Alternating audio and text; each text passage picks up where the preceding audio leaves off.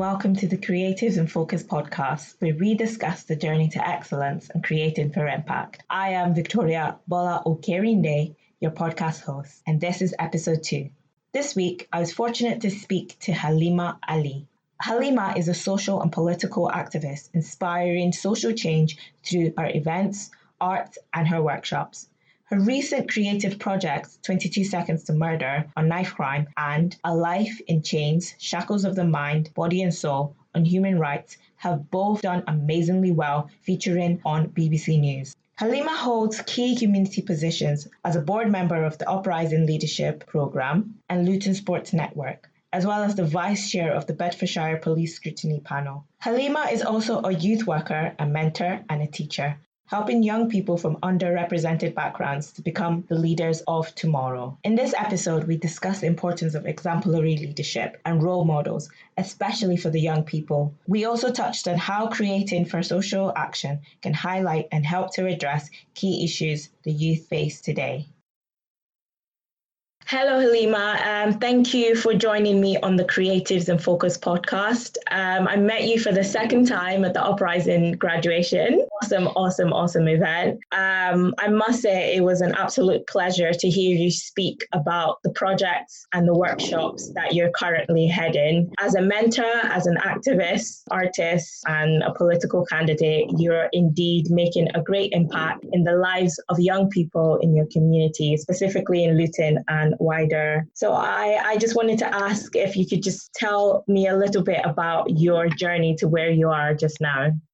Firstly, thank you for inviting me on your podcast. It sounds like it's going to be an amazing journey. So talking about my journey and about how I got here. So I guess I should start back in like sort of university days. So I was studying chemistry and unfortunately I didn't pass my degree. I did about 2 years and I fell ill by the end of the second year exams. My university, wouldn't allow me to continue. So after, it was a massive knockback at the time. I've gone from like an A-star student at GCSE to essentially having failed my degree. Even though it was, due to illness, it was still, quite a massive setback. So that was November 2015 when sort of like the appeal fell through, that I couldn't go back. After 2 months, so like by January 2016, I somehow secured 2 jobs. So one of them was working at a pupil referral unit. So some people know it as like behavior schools. So that's kind of like when students get kicked out of mainstream school, they're expelled. A lot of them have like very, behavior issues. Some have mental health problems. Some have, learning disabilities. And for one reason or another, they've been expelled from mainstream school and they go into some kind of provision. That was my full-time job. And then I was working in the weekends at a tutoring center as well. So so I had 2 jobs. And then also in that month, I had an opportunity with an organization called Patchwork Foundation, and they help young people get into politics, essentially, from young people from diverse groups. So I had like an amazing opportunity with them to actually visit number 10 Downing Street. Oh, wow. Yeah, it was such a surreal experience. I got to meet the men and women who served with Nelson Mandela.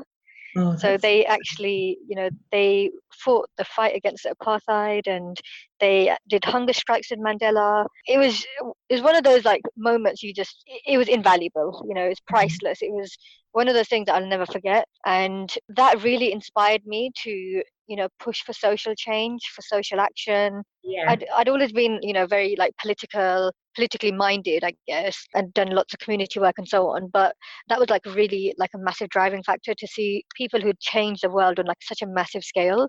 So that really, really inspired me. So I went from teaching at the behavior school. That was a massive learning curve for me. It was very rewarding. The staff turnover at those kind of schools was about 2 weeks. Would you believe it? Wow. They just really, it was, not good at all. They just couldn't sort of like hack that environment. You had students, one day trying to burn down the center, another day breaking the doors, punching holes in the walls, all sorts of stuff. Some of them would even, be physically abusive towards staff. But it was, if you look at their backgrounds, they were students, a lot of them who had very broken families. Yeah. They'd been through the prison system, criminal justice system, sorry. Some of them went through abuse, been through in the care system. And for them, it was, okay, my family's abandoned me, my school's abandoned me because I've got all these problems going on and they've just kicked me out. And oh, we don't like authorities because the police are doing such and such. And they just had a massive problem with authority figures. And so for them it was trying to gain that trust back with an adult figure. So I stayed there for a good 1.5 years, and I built that trust with those students, and you can see there's a massive change in them. Once you work hard with them and show them that you're not going to leave, you're not going to be one of those adults that's just left them in their life, they do show a massive difference, and then it affects their education as well in a very positive way. But then after that, I decided to go to the Prince's Trust as an education executive. Yeah, so that again it was a massive change for me. So I was working in London, running several mentoring programs throughout London, and it was a massive change from working in Luton. It was one day we saw, it was on the second day of the job, we saw Princess Badia of Jordan. Wow. And then we had this award ceremony where obviously Prince Charles was there and Dec were hosting.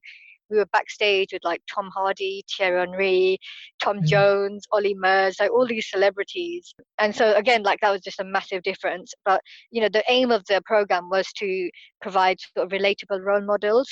And that's something I found is a key thing throughout my career, is when it comes to young people, they need role models firstly, but also they need relatable role models.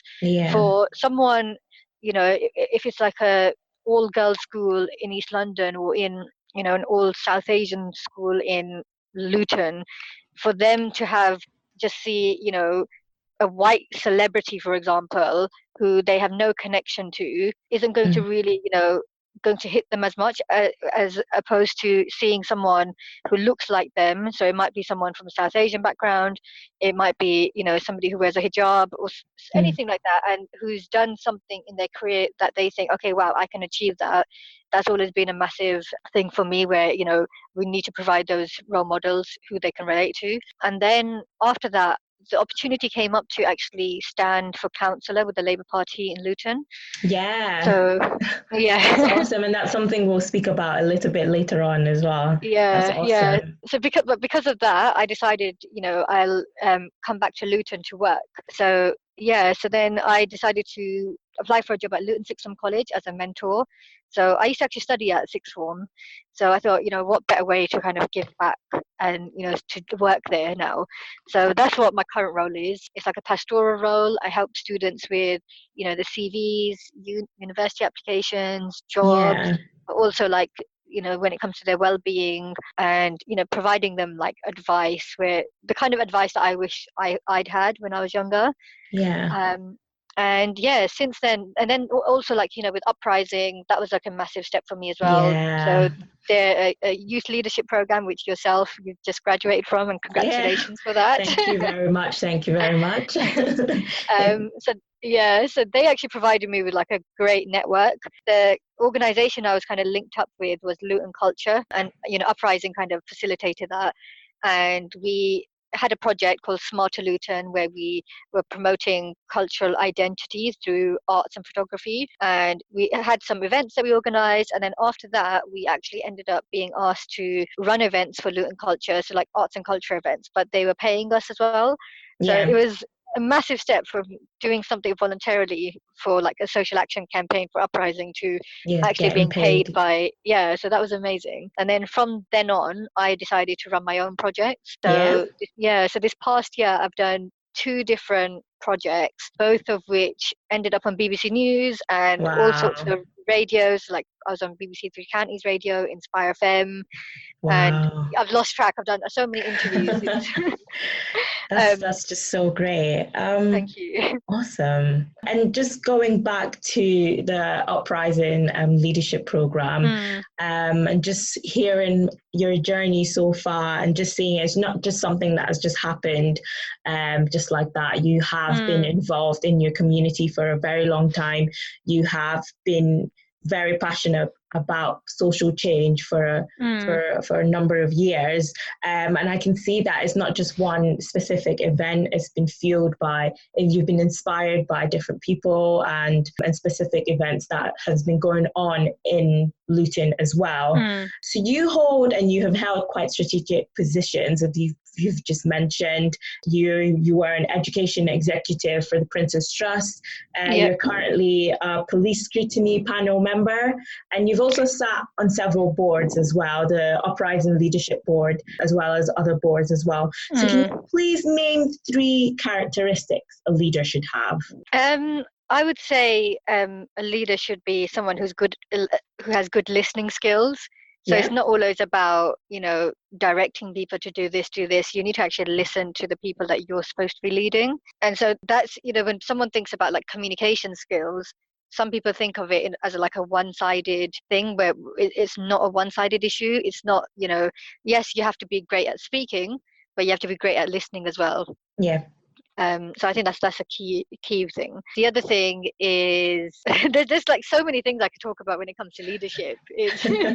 I don't know how I would kind of like pin it down to just a few, but being strong-minded in terms of having a vision and not being actually afraid to actually speak your voice. Like if we have leaders who are sort of like yes men, for me that isn't what a leader should be. That is just going with the status quo and then nothing will change. And, we see so many leaders like that these days, where it's, they're just following on from their predecessors and following on it from, in a bad way, essentially. Yeah. It's, nothing will change.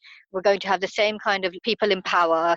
So if we really want real change, we have to be that voice where we're not afraid to actually speak the truth, speaking truth to power, essentially. So I think that is really important. And when it comes to having leadership positions, politically especially, you have to have a certain type of characteristic. You have to be very strong-minded, and it's not something that will come easily. I would say it can be very difficult. It's a very sort of like dog eat dog world, but you have to. But and again, the other thing I would say is that having your principles. And so communication skills, being voicing your own opinion, but being principled at the same time. I would say they're like some of the 3 things, because it's something that a lot of people have commented for me, like when I started talking about wanting to get involved in politics. They're like, oh, but you're going to have to forsake your principles, and you're Muslim, and you have all these values, and how are you going to tie in that with being a corrupt politician? And I'm like, I want to speak against. I was like, I want to speak against these corrupt politicians. And for me, if I end up being anything like them, then obviously that I've failed in what my aim is. So you have to kind of just keep checking yourself. And even if we look at the religion itself, like Islamically, we're always told to have correct intentions. That's like something that's like major to our religion. Like before you do anything, always check your intentions. So I think that's like something that's fundamental to me, where whatever I'm doing, I have to make sure like I've got the correct intentions to do so. Yeah, that's great.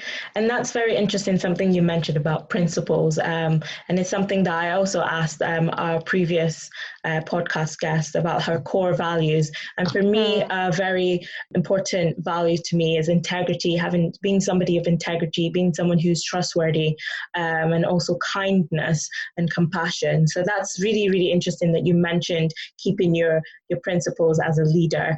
And as a leader, you are an example to other people. So when other young people can see someone of your demographic, of your caliber out there in places of position who keeps her principles, then it inspires those young people to also do the same. So it's absolutely amazing. Thank you.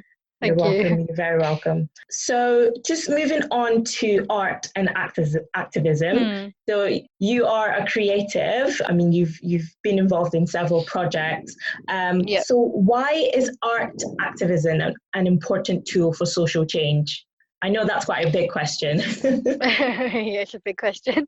So for me, I think, using art for activism was something important to me, because I thought, as a young person, I've seen a lot of people who are disillusioned with things like politics or any kind of like sort of when it comes to justice and so on. You hear things like for some people there's a lot of apathy around it. I don't care, or nothing can be changed. Whereas other people, have that sort of negative view where it's like, what can really change? How can we really make a difference? And other people, it's more actually getting that knowledge out to them that, this is an issue that's happening, and what can we do to change? So when it comes to young people in particular, I thought, how can we tackle this issue of either apathy or not wanting to learn? They might not want to be reading essays and essays on a particular issue. How can we do it in a more creative way? So I decided to do creative projects. So, whether it's curating an exhibition or doing an event on knife crime, I did things in very different ways from what had been done before. And I think when it comes to art or creativity, that's something that speaks to individuals in a very, very unique way. So one person can look at a piece of art and it might have that feeling where it might invoke something, it might hit their soul essentially. Whereas another person, might become quite reflective about it. So it's like quite like a universal language, I think, as well. When it comes to like sort of language barriers, that sort of almost kind of fizzles out when you look at art.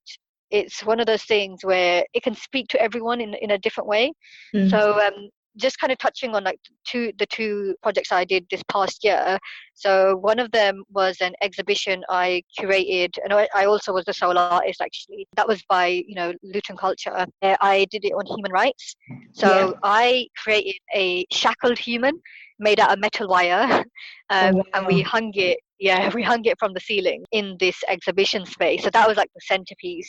And then around the room, I had like these quotes about human rights from political activists and so on. So that we had a quote by Martin Luther King, by Mandela, by Gandhi, lots of other political figures. And the theme of it was a life in chains, shackles of the mind, body, and soul. So it's like an artistic representation of sort of social injustice and oppression of mankind. But I was doing it in a very sort of hard-hitting way, to have definitely. yeah, to have like imagine like you're walking by. It was kind of near the train station where the space was. So you're walking by and you look through the windows and you see this human figure made of metal wire hanging from the ceiling. So that was like quite captivating for a lot of people, and they came in and they were like, what's going on here? And I had such a massive positive response from that, despite forget like the BBC News interview and the radio interviews, just like the response from the public was amazing. I had a lot of people say to me this is the first time they've ever been to an exhibition, like, and also that they didn't get art, they've never kind of understood it or has art that like, sort of resonates with them. But they were like, we get this. And because it's about human rights, it was something so universal that everyone could relate in some way. I had like people from the Irish community who were like, us Irish folk have had our life in chains forever. I had sort of Palestinians and Arabs saying, we'd had all these injustices done to us. And people from all sorts of walks of life. And we had someone who came from like a war-torn country as well, and she was so emotional at the event, and it was she was almost in tears, and it was just so rewarding to hear that my project had such a huge impact on someone's life, that they were just so moved by it. And then something really, really bizarre happened basically. So that was the kind of like the first big project I did. My idea for my next project was to do something around knife crime, but as you know, so I'm the vice chair of the police scrutiny panel. At the time, I think I was just a panel member. I spoke to some police officers I knew, and one of them had said to me that if I want to do a project on knife crime, if I wanted to mention any of the victims, I should get in touch with the victims' families. But also, like, the police can't give that information, due to confidentiality and so on. So it was going to be an issue where I had to find the victims' families myself and somehow get in touch with them, and somehow also ask their permission, can I do some kind of project?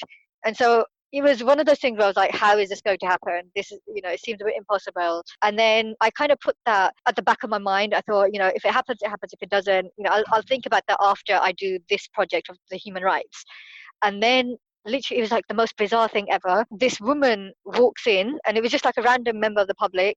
So she sees my exhibition, she comes in, and she says to me, "Oh, could you do a similar project on knife crime?" Wow. And I'm about to start saying to her, yes, that's my next idea, but I need to get in touch with the victims' families, blah, blah, blah. And she says to me, "I'm Azan Kaleem's mother." Wow. Azan Kaleem is a young 18-year-old boy from Luton who was stabbed. And honestly, I was just so struck. I was like, oh, I think I was like lost for words for a moment. And I said to her that I've literally been looking for you. I said, like, even like the day before that I saw her, somebody was asking me, "What's your next project?" And I said, "It's this project, but I need to get in touch with this family and this family." And I said, "I was literally talking about you yesterday, and Mm. I've been kind of searching for you for months, or like hoping that I somehow get in touch with her." And she literally walks through the door at my exhibition. And not only that, asks me to actually do a project in kind of memory of her son. Mm. So that was just, it was just so surreal for that to happen. And so we just thought, this is like fate. It was meant to be. And when I got talking to her about what happened with her son, we saw that she mentioned how there was a CCTV footage showing the attack, and he basically was stabbed to death, and he didn't die on the spot, but the attack happened over the space of 22 seconds. Mm. So that 22 seconds was something that it just really stayed in my mind. And so I asked her, "Would you mind if I called the project 22 Seconds to Murder?" And she was happy with that. It had like a very hard hitting, impactful nature about it that you kind of think, what could you do in 22 seconds? So that's the theme that we went with. And so we initially started with like a social media campaign. So we did like the whole hashtag 22 seconds to murder. And we asked the members of the public to submit either a video or some kind of written piece about, if you had 22 seconds to live, what would you do? And that was quite, we had quite a positive response around that. So, quite a few people had posted in videos or written like a little piece about it. And then we did like a big project. So I did that at Luton Sixth Form College, so where I'm working. They happily, sort of hosted the event. And what we did was, it was very different from any kind of event I've been to, because it was creative, but with talks as well. So we had artists create artwork for it, and these artists were from not just from Luton. So we had someone from London come over, like this graffiti artist, to help facilitate this live mural.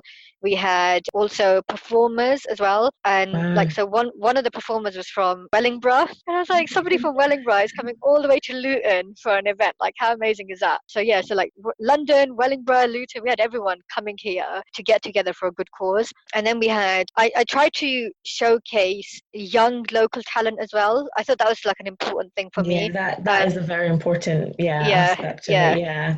Especially because when it came to Uprising and Luton culture, trying to showcase my work and my creative skills, and giving me those opportunities. So going from someone unknown to like somebody known in the creative sector in Luton, I thought I need to do that with other people. I had like, there's a 15-year-old rapper. I had a few like college students as well, and so like these are quite young people.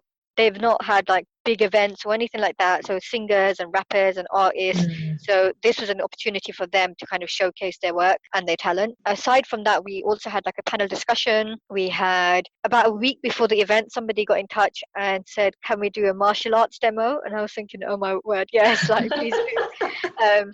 And then one of their colleagues asked us to do an anger management technique session as well. So it just turned out, That's very good actually. it Yeah. was, That's yeah, it was yeah. amazing. Because they Wow. said, when it comes to a lot of young people, some people get like the wrong impression that knife crime is all about gang violence and so on. It's not. It's There's individual as well, it Yeah, doesn't start from, it's not within a group, it starts from the individual and yeah. the environment that they're in. So The yeah, you're society, it's definitely a very right. Yeah. societal problem. Yeah. So Yeah. it's like, Yeah. if you're going to cut youth services, Mm. and kids have nowhere to go, then yes, that can end up leading to gangs and so on. But Mm. also when it comes to like the education system, and Mm. just like, when it comes to austerity, budget cuts and so on, there's a lot of things where, the young people are sort of, a lot of them are scared, a lot of them don't know Mm. how to express their feelings.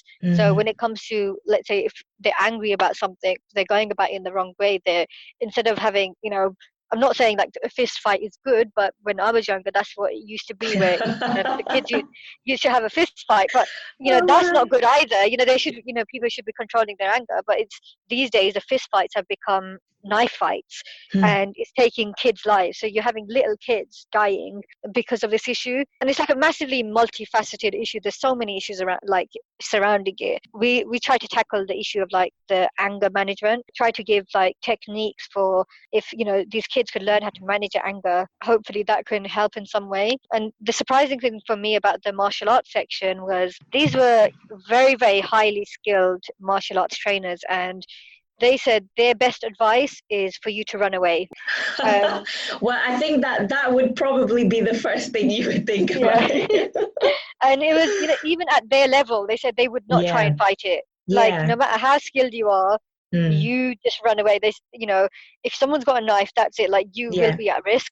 Important advice, yes. Yeah, they said, a lot of young people kind of feel like when it comes to that pride issue that they're going to be seen as a coward or whatever, they're like, it's not cowardly to go and save your life.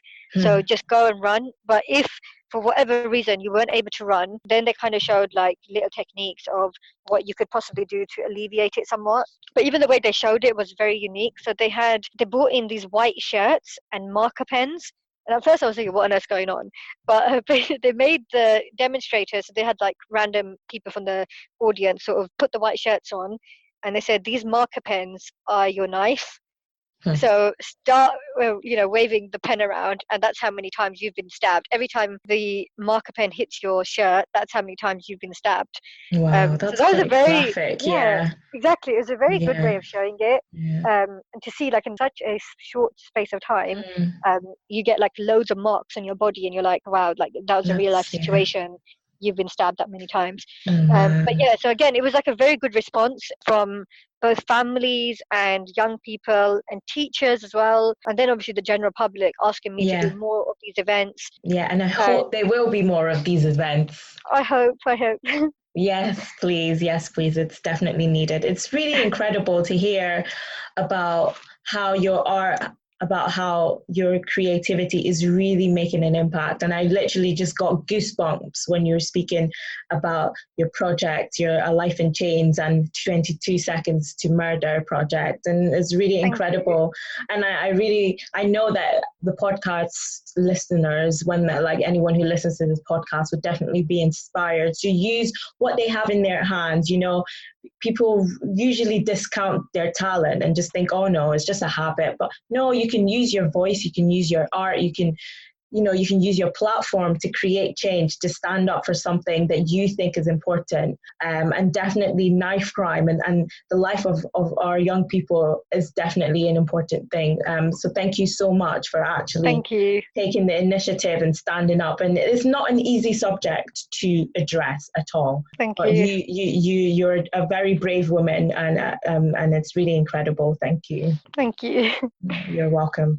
So moving on to that, you're incredibly passionate, and you previously mentioned that you are a Labour Party candidate. So yes, you're quite political as well, but what inspired or is inspiring this transition from art to politics? I wouldn't say it was a transition as such. I think for me, they tie in together. So I've been politically active, and also I've been quite creative, and I wanted to do something where I can tie the two together. So that's why when it comes to my art, it's very political art. And I did run for councillor with the Labour Party recently. Unfortunately, I didn't get elected in the end. So I was selected as a candidate. The Lib Dems, unfortunately, beat me. But at the age of like 25, having my name on a ballot paper, amazing. That's an amazing achievement. So like for me, it wasn't just okay, I have to win. It was more I've tried, I've put myself out there. But again, like if we're tying it to the art, it's if I've got some kind of creative skill, why not use it for social good? Yes. So that's always been really massively important to me. So, and also like when it comes to, I don't know if you've heard of right brain and left brain. So you might think this is going off topic. You could do these tests, like, or you can, do a test online where you can find out if you're more of a right brain person or a left brain person. Okay. So some people are quite, very logical. Other people are, much more creative thinkers. And you find, like, when I was doing my chemistry degree, I found a lot of people who did chemistry said, oh, we hate art, or we don't understand English. Like, you should, if you saw their essays, I was thinking, how did you get to university? Honestly, I was shocked. Literally, I was absolutely shocked. I was thinking, what, these are such smart people, and but they can't write, string a sentence together. When I do those tests to find out, what side of my brain I use more, I pretty much have 50-50. So for me, like, I've always been someone who's kind of had both the creative and the scientific kind of elements in my head. So it wasn't, I don't like to choose, going down one aspect or another. For me, it's not, shall I become a science teacher, which I did end up becoming, or should I go into politics, or should I just pursue art? Why don't I do something where I could do all of them? And yeah, that's what I ended up doing. That's great. And I think one of your mission as a counsellor was to make sure there's more investment in improving youth services as well as supporting more apprenticeships. And that brings me to my question about your role as a mentor. And I think you published an article as well, sort of advocating for and encouraging young people to consider alternative routes such as apprenticeships. Yeah, if you could just tell me a little bit about your role and why this is really important to you. Yeah, so currently I am a mentor. I used to run mentoring programs in London, when I mentioned with the Princess Trust. But at the moment, I have the mentoring role. And for me, it's, giving advice to young people, which I sort of wished I'd had myself. There's a lot of wrong advice that's pushed out there. If you have a teacher or a careers advisor or someone who went to school themselves, like, good 40-50 years ago, it was a very different setting then from what it is now. And so a lot of young people have been given this advice where you have to do A levels, you have to go to university, then you're going to secure a job. And it's just so wrong. A lot of people, university life isn't suited for them. A levels aren't suited for them. If they're more practical, if they're more hands-on, if they're more creative, a BTEC option might be better, an apprenticeship route might be better. There's some people who just don't want to get into the debt, but they're pressured by either their families or the teachers to go into university.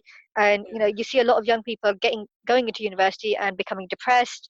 A lot of mental health problems happening, and it just becomes like a negative cycle. But then not only that, after they finish university, I can tell you dozens of stories. I've probably lost count of how many stories I can say of people who did not achieve what they wanted to achieve after university. They'd been given this wrong impression that you're going to secure a job after uni, and that just didn't happen. I know someone who had a master's degree in science, and after I got in touch with them, and they said to me they're a bartender at the moment. And I was thinking, like, you've done a master's and you haven't secured a job in your field. What is going on? And then another person who said to me, after about almost a year of them graduating with a first class degree, they could not secure a job. They said they were actually struggling to find voluntary work because voluntary work. Yes, Wow. They said the voluntary experience these days, they're asking people to write forms and so on, fill out applications because they're actually competitive to get into. And all of these stories, the tying factor was these students did not have work experience. So some of them might have had the odd 2-week experience that we get in high school or whatever. But generally speaking, they didn't have that work experience. They've not had part-time jobs, or they've not had any sufficient experience. They've not done extracurricular. It was study. It was always, let's focus on the academic. And that's proved quite detrimental to them now in their careers because, they've got people who might have had lesser grades than them. So they might have had 2-1 or might have been like me who didn't even get a degree in the end. But we've managed to have jobs pretty soon, whereas they've struggled for quite a while because they had no experience to back up with. So that's something that employers are looking for is, does the person have experience? Because that experience shows that you have transferable skills. So whether it's the kind of skills we were mentioning before, communication skills, teamwork skills, leadership skills, a lot of skills which just a degree will not showcase for you. It won't prove that, if you've done an essay on your own, that's not going to prove that you've got good teamwork skills. So they want to see how do you interact with your colleague? How do you tackle problems? How are you a good problem solver, and so on. So for me, it was important to actually tell students that there are other alternatives. And I remember, like, the article that you mentioned, I mentioned people like Steve Jobs and lots of other famous people who actually didn't have college or university degrees, and they became successful entrepreneurs or celebrities, and they're people who've changed the world massively, but they didn't have like a piece of paper to say that yes, we got a first class in this or whatever. So for me, that's very important that students are aware of that, and also to sort of provide that support and be that like kind of helpful voice. It's not always just about the positives, it's sort of giving them a real voice as well, where you're telling them the pros and the cons of a certain decision that they want to make. If you're going to only say, yeah, go for it, oh, it's great, but not sort of tell them the reality of the situation. If they went into this career path, you're going to be faced with this. If you wanted to pursue this, this is how competitive it is, and so on. You need to like be quite realistic as well. But being that sort of, being that mentor and being someone who they can look up to, and provide, be sort of like role model essentially for them, that is something I hope I've achieved. Yeah. Oh, wow. That is a great and a very important role, because I know the impact that my mentor has had in my life. And I also know the impact that seeking out opportunities where you can grow and progress outside of a degree, outside of an apprenticeship. I know what that has also helped me to improve in my life and in my character as a person. And yeah, and it's really good that you're really giving your time to these young people, because yes, I mean, a lot of the time there's information out there, but people really just need somebody to sit down with them and talk to them and just go through what their vision is for their life, and just guide them in the right path. And what you're doing is really great. And yeah, and it's something that I ask most of the creatives that I've interviewed, whether they mentor people or whether they have been mentored, because I think that's a key thing to being successful. Very key, having people who you look up to, and also bringing people behind you up. So that's really great that you are a mentor and you're involved in that. And actually, something that you just mentioned about having people that you're looking up to as well. I remember hearing this TED talk. I can't remember what the talk was called, but they spoke about how you should have, at least 3 people who you see as almost above you, in a sense where you are, looking up to them or you're learning from them. So it could be a teacher, it could be somebody who in your spiritual life, like religiously you're looking up to, or in your academic life, or in your creative or career as well. And then 3 people who you can, some people who are kind of like on your level as well, and you're sort of working together to improve. And then people who are, I don't want to use the word beneath you, but it's people who you can mentor and help guide into like, things that you've done. So for me personally, there's a lot of creative people who I look up to, in Luton especially. So I've seen that they've, succeeded in massive, massive projects, and, they've done amazing things. And for me, and it's not just in the creative sector, in the political world as well, and just lots of different aspects of my life. I always have like those few individuals who I, either seek their advice from time to time, or just kind of look at how they go about their day and essentially see them as like a sort of unofficial mentor. Yeah, and it doesn't have to be physical. It can be online. I mean, somebody could be mentoring you and they don't actually know that they're your mentor. So yeah, exactly. Yeah, that's great. And that brings me to my final question. So I know that you've inspired me just speaking to you, and I'm sure you've inspired others to use their art, to use their voice and passion to create social change. What advice do you? You're welcome. You're absolutely welcome. What advice do you have for creatives or anyone who wants to use their art, their craft for social or positive impact? I would say, go for it. And it's advice that I've given to, friends who are just kind of starting out. There's this worry that, either, that your work isn't perfect. And that was something that stopped me from pushing out my work initially. So I would make these blogs, and then I'd take the blogs down. and then I'd start like a social media page for or something, and then I'd take it down. I'm like, no, it's not perfect enough. And I've got friends who are like singers or artists and so on. They're like, no, Haleema, we haven't put anything out yet because it just doesn't seem polished enough. Like if it's a singer, I haven't like recorded it in a studio, and I don't want to do like a recording that's just done on my phone. Or if it's an artist, I've done better work than that, or I know I could do better, or I need more professional equipment. Little things like that just like puts you off. And I said to them, like, just go for it. It doesn't have to be perfect. People start out and you're going to make mistakes, and it's from those mistakes that you learn. And if it wasn't for me, it was something like, doing a social action campaign, putting myself in that situation where I just had to get something out, even if it wasn't perfect, just kind of threw me in the deep end.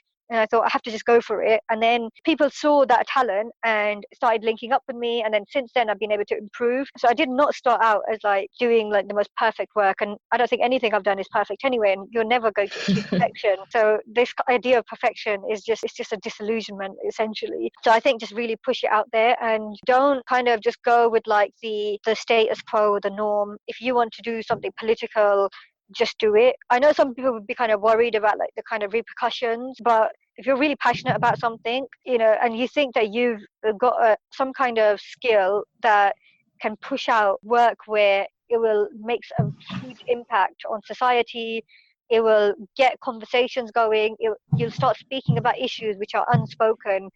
I think use that, utilize it.